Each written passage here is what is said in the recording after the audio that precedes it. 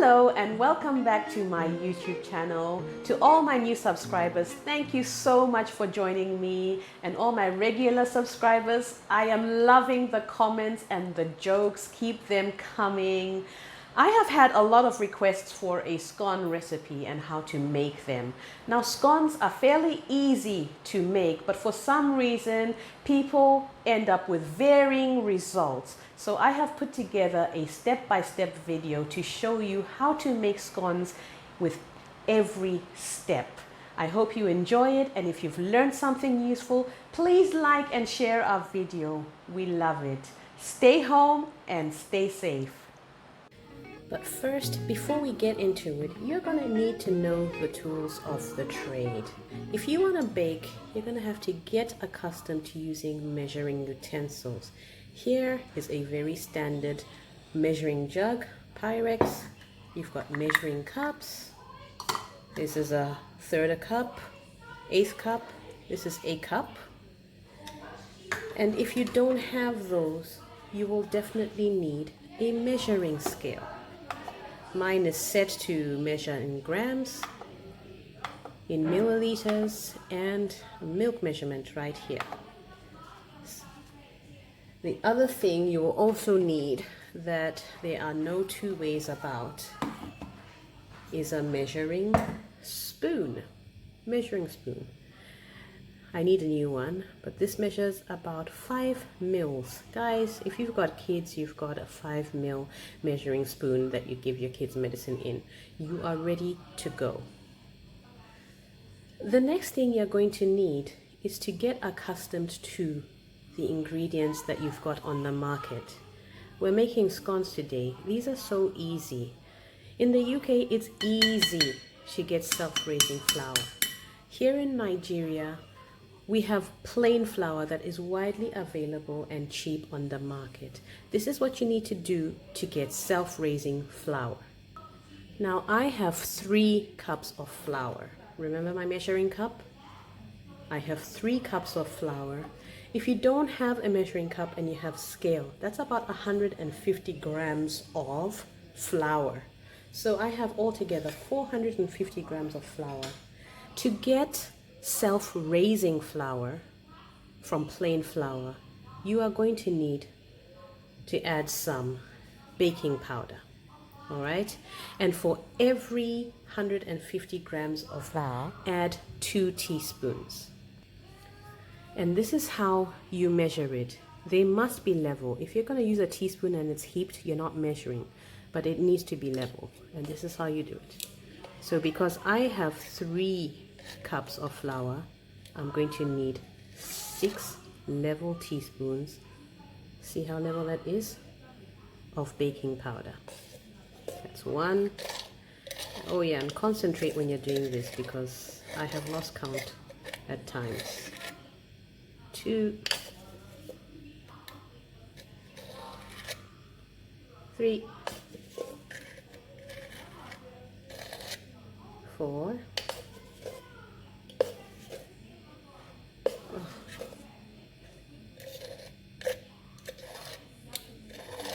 5,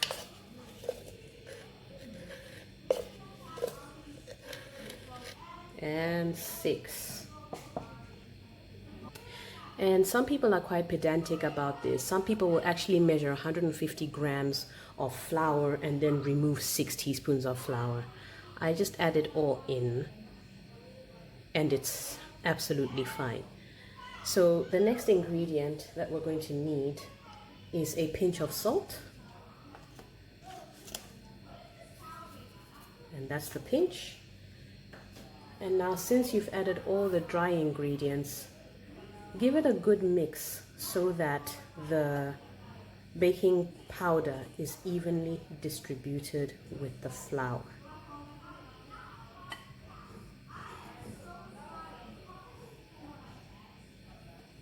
Just like that.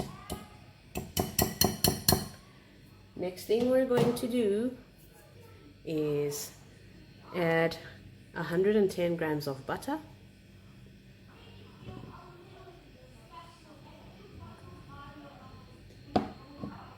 and just 50 grams of sugar.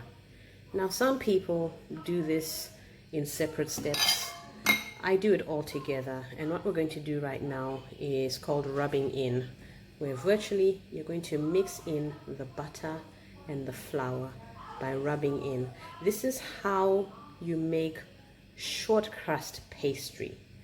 So if you want to make pies, you're going to start with this as a first step. If you have a food processor, my goodness, go ahead and use it. Sadly, my food processor has packed up, so I am doing it the old-fashioned way. And remember, it's about being easy, it's about everything being accessible. Remember that every machine was a set of hands once, so if you don't have the machine, it doesn't stop you from making what you want. And there we go. I've been rubbing in for about a minute and a half, and it's coming all crumbly. And you want to make sure you use your fingertips, guys. A lot of people end up mashing it with their fists just to do a really quick job, but that's not what you want. You want to incorporate as much air as possible into your pastry.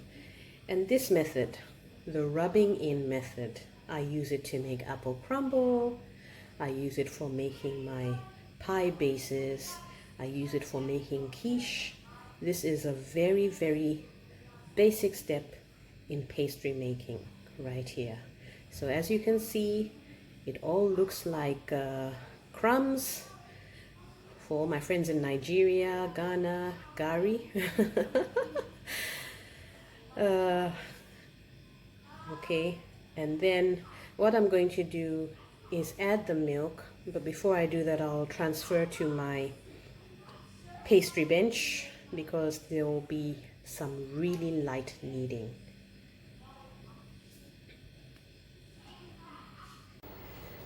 At this point, it's a good time to prepare your baking tray. So we're just going to cut a bit of baking paper and lay it neatly in the tray. You can give it a trim. Let's make it all nice and neat. No biggie.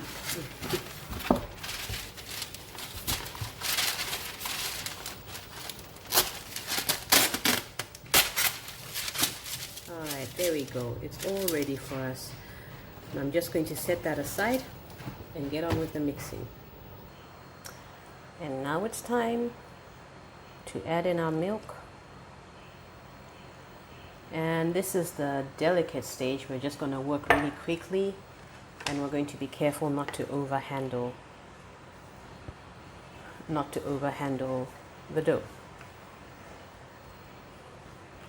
So incorporate the milk into the mixture. Don't be rough. There's a lot of air we worked into there that we don't want to get rid of. So incorporate the milk into your mixture.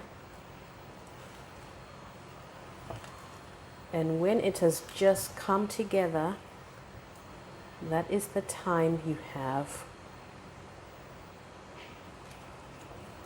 to pull it out onto the bench and knead a little bit. You're not trying to pull it together and make it stick. You're not trying to push it down. Just incorporate it slightly. Remove everything from your mixing spoon. And then turn it out onto your board. Ready for kneading. And when I say kneading, I'm not talking about slapping the life out of it like bread, but just gently bring it together. And the idea is to be gentle, but not too gentle. It's not easy, but we'll get there. And it does take some practice. I know usually my first round, I completely forgot to add the baking powder. So I had little rocks as scones. Okay, so I'm just going to give myself a little dusting of flour. It's necessary. Okay, flour on my hands. and then bring it together. All right, quite gently, just like that. Bring it together. Put some flour on the underside, and not too much, guys, not too much.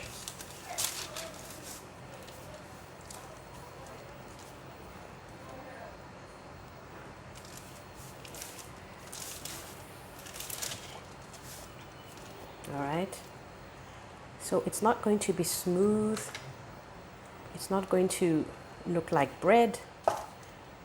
It's going to have this rustic consistency. Okay, and now the idea is you're going to flatten it out to about the depth of 2.5 inches. Centimeters. You don't want to go too thin with this, because the idea is to get a really lovely rise.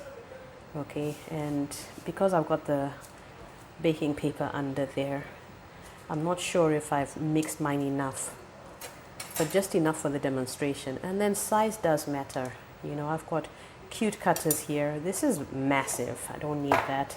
This makes really cute sizes, but guys, if you want eye-popping scones, you're gonna have to go with something about the size of this.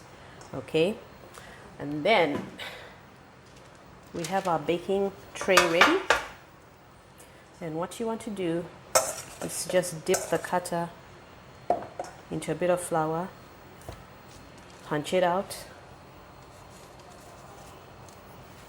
and then it comes out again. So we'll do that one more time. I'm going to dip it, then I'm going to, and it slips right out.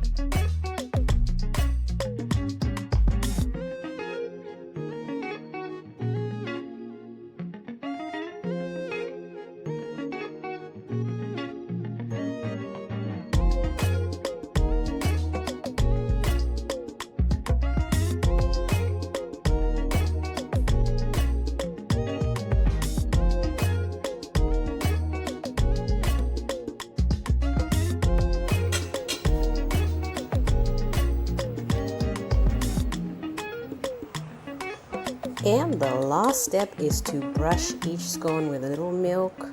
You can use egg as well.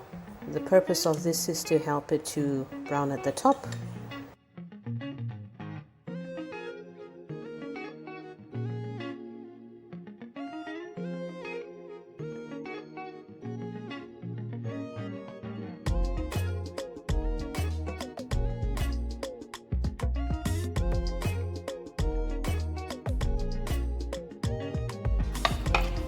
And here they are, rough and raggedy.